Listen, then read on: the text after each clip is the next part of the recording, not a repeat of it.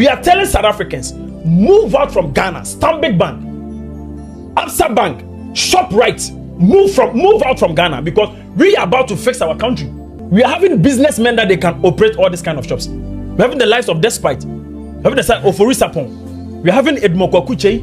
We are having so many big men in the country. They can help to build the economy of Ghana. Sure. So if you tell me we should go and fix our country, and you're expecting me to let your business run in my country, I am fixing my country, so move out. How many workers has MTN employed in Ghana? See how they are depleting our airtimes, stealing, cheating on our Ghanaians, and this. So I just heard of a campaign to boycott South Africa and South African products in Africa. Listen, do it quick. One thing about South Africans that they do not appreciate is to be threatened with empty threats. If you are going to do something, do it. We want to see something. And by the way, those of you who think that, oh, we are going to boycott MTN, guess who this MTN belongs to? Yeah, your favorite president, Cyril Ramaphosa. It doesn't belong to us. So do as you please with it. Oh, by the way, the ShopRite that you say you want to boycott and all of that stuff, it does not belong to us. Guess who it belongs to? Yeah, your favorite people. Not us. So boycott away. And if you think for 1 second that we are going to stop our campaign on restoring the good reputation of our country, our sovereignty, our safety, and the future of this country, of our children, because y'all came to South Africa with nefarious ideas and plans, we are still pushing ahead. We are warriors in this country. Learn about us. The history is everywhere. Oh, these days you have ChatGPT, you even have Google, you have Gemini. Ask them one thing about South Africans. Just ask one word.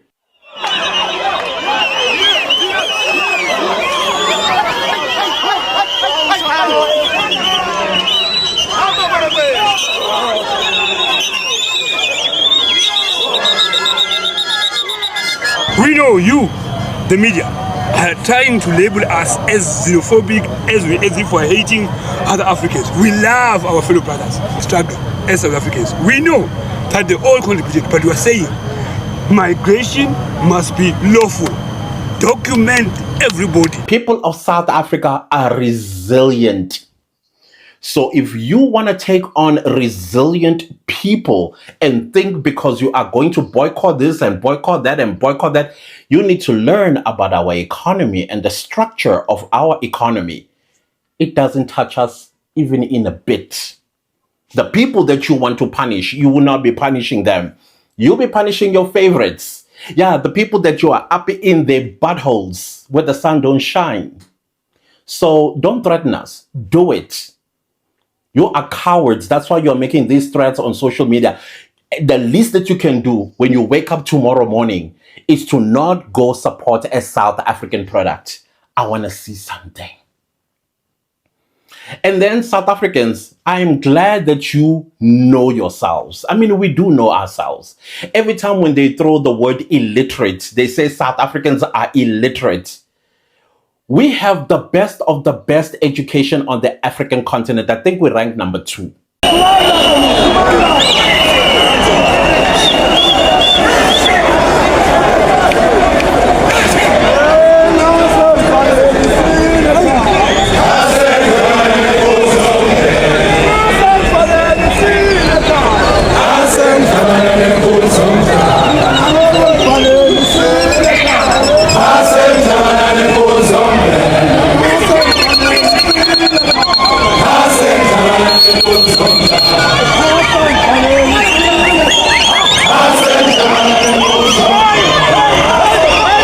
These people think that we do not know our history. For some reason, they think because they have it in their heads that South Africans are uneducated. And yet, as I have shown evidence before, that South Africa is actually leading in literacy, education system, and the best tertiary institutions on the continent. But the person that I want to talk to is the Foreign Minister of Ghana, Mr. Ablakwa. I apologize if I butchered your name. Sir, you lied to the people of Ghana, and it's becoming evident that some West African countries, you guys are liars. You thrive on propaganda. You thrive on victimization, playing the victim whenever you are exposed because you don't want the world to see your true colors. Sir, you lied about two things. The first thing that you lied about was the gentleman that was approached by South Africans and then he was asked to go home and fix his country. What was wrong with that? The reason why you are jumping up and down because you are trying to blindside the people of Ghana because of your failures as government, hence your people coming to South Africa. And you know what your people are actually good at, in as much as South Africans love Ghanaians, they are very good with corruption, especially when it comes to paper trail. Very corrupt, your people. But no.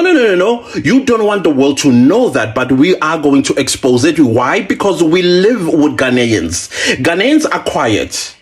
They represent Ghana very, very well. There are those that are naughty, but they are a drop in the ocean because the majority of Ghanaians in South Africa, they run businesses, honest businesses. They don't sell white powder. They don't swear or disrespect South Africans and things of that nature. However, you do have those like that gentleman that was approached by South Africans and you did see his papers. And now you're lying to the people of Ghana by saying, oh no, he was legally in South Africa. No, sir. He was not legally in South Africa. And secondly, he's running a business as a person with a visitor's visa that expired a long time ago. And hence he had to go and make corruption on the current one. Hence you are running around and say, oh, he was legally in South Africa. We got it on good faith. You are lying, sir. And you need to be called out for lying. You are a liar. I know Ronald Lamula is not going to tell you that you're a liar because you guys have diplomatic relationships. I am an ordinary South African and I'm going to tell you straight on your face, sir, you are a liar. The second thing, okay, before we move to the second lie that you told, in South Africa, to run a business, you need to follow our immigration laws. And yet, this very same so-called legally in South Africa, he's running illegal business in South Africa without following our immigration laws. That's another thing you told lies about to the people of Ghana. The second lie that you told about us, our history, how Ghana used to help South Africans. Hey, all these South Africans. Sir, are you a Christian? I don't think you are, sir. Even if you do climb on mountain top and say, I'm a Christian, you're not. You are a liar. You are the worshiper of the devil, the liar. Because, sir, in South Africa, we know our history. We know who helped us. Kwame Nkrumah was a Pan-Africanist, and it ended there. You helping us during the days of apartheid, show us evidence. Show us evidence, sir. Put it on the table. Show us that this is what Ghana did, and this is what Ghana did, and this is what Ghana did in evidence. Substance, something we can touch, something we can see, something we can smell, that the people of Ghana helped the people of South Africa during the days of apartheid.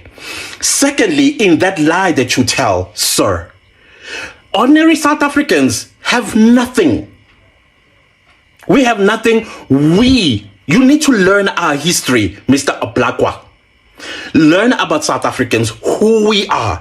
We are people of resistance and we've won every war that was sent towards our direction. Alone, we were never enslaved and we never sold even one slave to the transatlantic slave trade like you guys did. Oh no, that's the history you don't want to talk about. You sold your own people. We know your history. Because in South Africa, our schools, we do three types of history: South African history, African history, as well as global history. And we learned about the transatlantic slave trade. The reason why you have those dungeons there in Ghana is because your forefathers provided land for the transatlantic slave traders. You guys went into the villages and brought your people to be sold. Yeah, evidence is in Ghana. See, I'm providing evidence. Where is your evidence of helping us South Africans?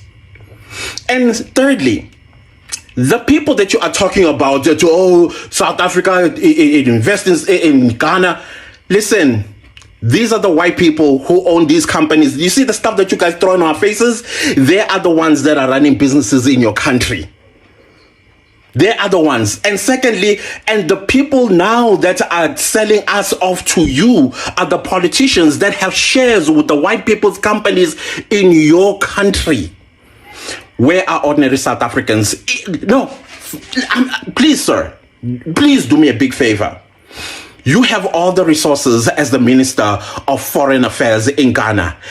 Go down, climb down from your high horse and go down to the ground and find me South Africans that are running informal businesses in Ghana, that are committing crimes in Ghana, those that are disrespecting Ghana and its laws and its people.